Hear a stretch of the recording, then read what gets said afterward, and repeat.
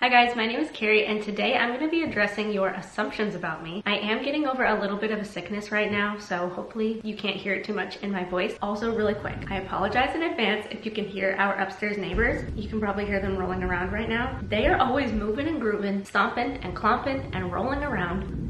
It sounds like they're on rolly chairs and just roll around all the time. I'm gonna do my best to talk around it and maybe stop talking when I hear the sound or try to edit it out. It's constant, even at like 11 p.m. at night. I don't know why they don't sit still. But let's get into the assumptions. You only have a few good friends. I would say yes, this is true. I have like a few good close friends that I really stay in touch with regularly. Growing up as a military kid, I moved around a bunch and I made a bunch of different friends in all the different places that I've lived. And I still keep in touch with a lot of them, but it's just not on a regular basis. And then I have my nursing friends from nursing school, as well as church friends and family friends. But overall, I would say that I have like a few close friends that I talk to on a regular basis. You're an evangelical Christian. Yes. I don't honestly know like if there's a stigma or something that this question is alluding to, but I believe that Jesus Christ is my Lord and Savior, and I like sharing that good news with people. You have a secret weird hobby that you don't tell anyone about. I don't think so. I'm kind of an open book. I feel like the weirdest thing would be that I listen to ASMR, but I've shared that before. And I feel like also like there's a lot of people that listen to ASMR, they just don't talk about it because people think it's weird. You want a lot of kids 5+.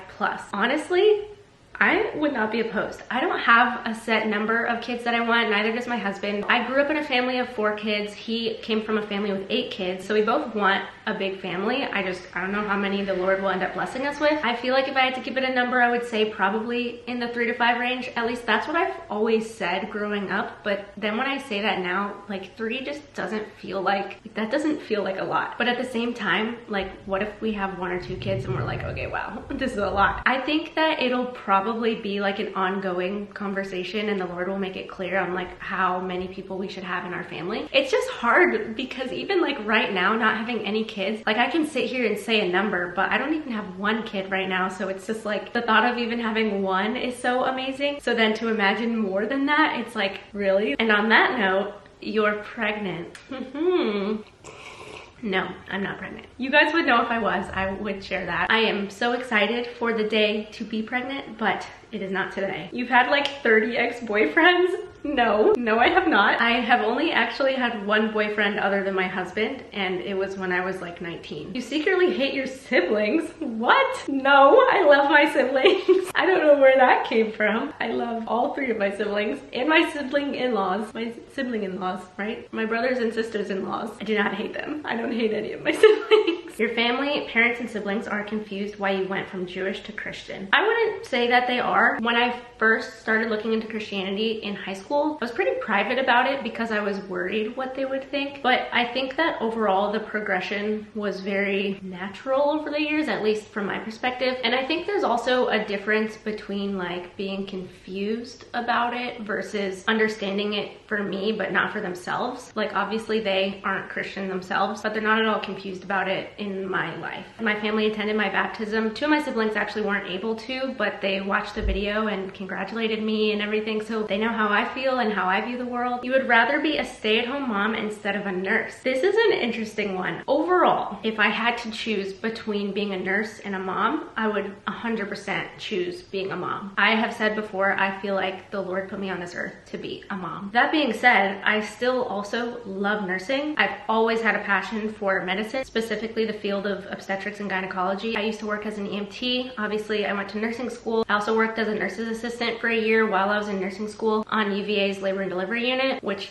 I just loved. So just in general, I've always loved nursing. I love being able to serve others in that way. So I don't feel like it's something that I have to choose one or the other, but there will come to a point in my life where I'm going to prioritize being a stay-at-home mom, Lord willing, because ultimately that's what I want to do. But I also love nursing. You're going to have a baby soon. Depends on what your definition of soon is. I also don't have an exact answer. It kind of depends on a lot of things. So I don't know. I would be happy to have a baby right now in my arms, but today is not that day. I'm so excited to have a baby though, specifically my husband's babies. Woo! That man is gonna be such a good dad. I have extreme baby fever, but I also, like, I feel almost selfish of this time that him and I have together. As you guys know, we've been long distance, and so we've really just been soaking up the time of just being together finally and establishing a routine together. It's just been such a blessing and so sweet and so fun. And I always thought that I would get married and want to have kids right away. But now that I'm actually married, I am like, I do want to have kids right away. But at the same time, I'm like,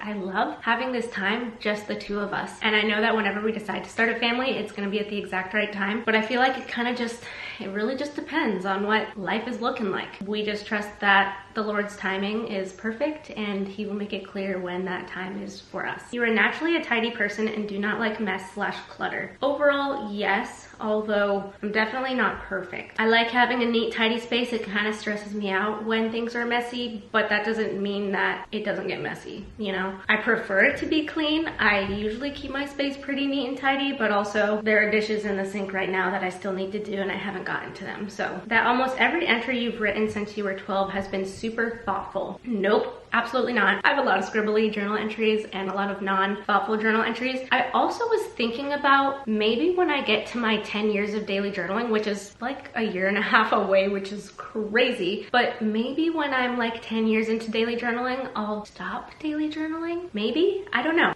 Even saying that out loud like sounds so crazy, but I feel like that's like a good stopping point to then try out not daily journaling to see how that goes, because my biggest worry is that if I don't do it every day, then I might go a few months because I'll just push it off and be like, I'm so busy, I have other stuff to do, and then I won't make the time to sit down and journal, because that's what I used to do before I started daily journaling. But also I was like 13, so I would probably be more disciplined about it nowadays. But also, like, what if I have kids? What if just life is really crazy? I feel like doing it every day makes it easier to just keep up with journaling. But if I were to do it less frequently, I wonder if my entries would be more thoughtful overall. And then I kind of go back and forth on, what do I really want to prioritize more? Do I want to have an accurate representation of my day-to-day life where it shows the thoughtful journal entries and then the scribbly journal entries and the everything in between? Or do I want more of the things that are worthwhile on reading back on, you know? And I mainly just think about that from a standpoint of passing it down to like kids or something, because as much as I like the accurate depiction of day-to-day life, I also feel like if I were to receive a journal from my mom about her life, I feel like it would be very impactful and easier to read a journal that is more intentional all the way through, rather than so many journals of all kinds of things where you have to sift through all of the different days. And that's not to say that the thoughtful journal entries wouldn't be honest or real. I would still want to showcase and highlight all of the goods and bads in my life. This is a long tangent. Maybe I could talk about this in another video and kind of dive into that more. Your life is kind of perfect? Absolutely not. No, it is not. And I really hope that it doesn't come across that way on my YouTube channel. My life is not perfect. Social media is so dangerous because it shows a highlight reel of people's lives, and not just a highlight reel, but it's also a very curated image. Even the things that people share about hardship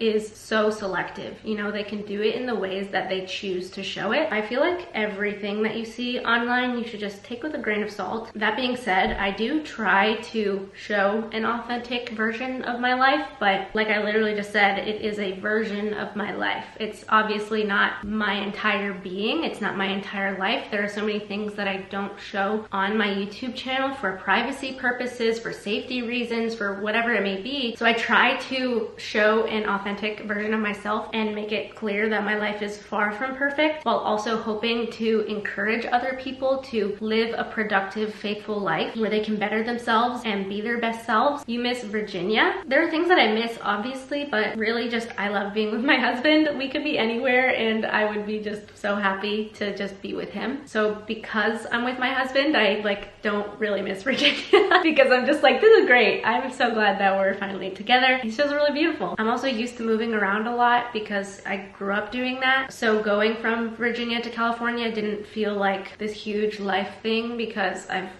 moved around. You are always so kind, therefore I assume you rarely have heated arguments. I used to. When I was a kid and like in high school, I was an arguer. I used to argue. Now I don't. Now that I have the Lord in my life, I have so much more peace. I have tamed my tongue so much more than from when I was a child. But I do have some angry journal entries in my like childhood teen year journal entries. But yeah, my husband and I, we don't have heated arguments. We do not argue. We disagree, but it's like a discussion, you know, when we don't agree on something, we talk about it, kind of like, oh, you think that? Well, I think this, or why, or hey, this thing is on my mind, like, can we talk about it, you know? And that's something that from the very beginning of our relationship, we established. What's crazy about that is I remember when I was in my first year of college, I distinctly remember telling one of my friends that I don't think you should marry someone until you have a heated argument so that you can see their true side, which I look back at now and think is crazy because I'm like, what? Now though, I think that it shows a great deal of emotional maturity if you are able to refrain from letting your frustrations or upsetness or anger get the best of you. I do not think your emotions should be able to dictate you to the point where you are losing your ability to have a sober mind and have a discussion with somebody, especially someone you love. But even just like in general on the internet with random strangers, that being said, nobody is perfect. We're all human. It's okay to make mistakes, but I don't think it should be normalized to have yelling matches in a relationship or just in general. It's something that I worked on so much over the years. In my first relationship, we would argue a ton. I thought it was normal. I thought that's just how it was, but it's something I've journaled a lot about, I've prayed a lot about, and the Lord has really shifted and healed my heart in a lot of ways. And it's really beautiful to now be in this relationship with my husband where that work gets to be put into practice and we can really uplift one another. And even when we go through hardship, and believe me, we've gone through some really hard things together and there's never been disrespect in it. Long distance itself is such a breeding ground for miscommunications, but we've always communicated very kindly to one another. We've had family members in the hospital. There were hardships that we had to deal with together. And I think that having those things to test your relationship is a really good look into how you can navigate conflict together as a couple when you inevitably face hardships in your life throughout your marriage. So to me, when I think back to when I had said, I think you should have a heated argument with someone before you marry them, I now would shift that to saying, I think that you should go through some sort of conflict with them or like a hardship or something, whether it be long distance and having to navigate that, or a family member that needs help, or one of you gets really sick, or something that you have to work through things together and see how you navigate and manage conflict together. Seeing how you guys manage conflict just as a unit, I think is a really good thing to evaluate and work on together before you get married. You accepted Christ after high school. Yes, but I was first introduced to him in like middle school, high school. But like I mentioned before, it kind of progressed over the years, and it wasn't until college that I really solidified my faith and accepted Christ as my Lord and Savior. You want to be a mom soon-ish? I mean, yeah, of course, but we've already talked about this. It's all in the Lord's timing, but you guys will know. I'm not gonna hide that. Your husband was a huge part of your process in growing closer to Jesus. Yes and no. So when we first met, I had already been walking in the faith, but I wasn't super like 100% there, which I was really honest with him about when we first met. I had been pursuing it for, I don't know the exact number of years, but years before I had met him, but it was kind of like an on and off thing. Sometimes I would go through seasons where I would drift from it, or I would feel like there were roadblocks and I didn't really know how to fully get 100% there. I've always considered my husband to be a vessel for me because from the very start of meeting him, he has been such an incredible example of what a godly man should be. So I think that he definitely helped me to grow closer in my relationship with Jesus, but it was because of the way that he lived his life and was an example of what it looks like to follow God. And there are a lot of things that I could get into with that, but overall, he just was an incredible demonstration of truly living by the faith. I think he's like the best person ever. I love that man so much, and I feel so blessed to be his wife. He makes me want to be a better person, better wife, better future mom, and I just love being his teammate and his best friend. Anyway, you look like you play guitar. No, I do not play guitar. You lose Go Fish every time you play? What the heck? I don't even remember the last time I played Go Fish. I don't think I lose every time I play though. You've had an easy life, grew up in a normal family, etc. I would not say that I've had an easy life, but I will say that it got much easier when I had the Lord on my side. I feel like my life got harder once I accepted the Lord, but it was because I could handle more and it was easier to navigate than when I didn't have the Lord. Like, hard things happened in my life, but I felt more equipped to deal with them and handle them because I knew the Lord was with me. You have a thing for men whose name starts with C? No. My husband's name does not start with a C, therefore no. I only have a thing for men that have my husband's exact name. He is the only man for me. And if anybody else has the exact same name as him, they're not my type, because only my husband is my type.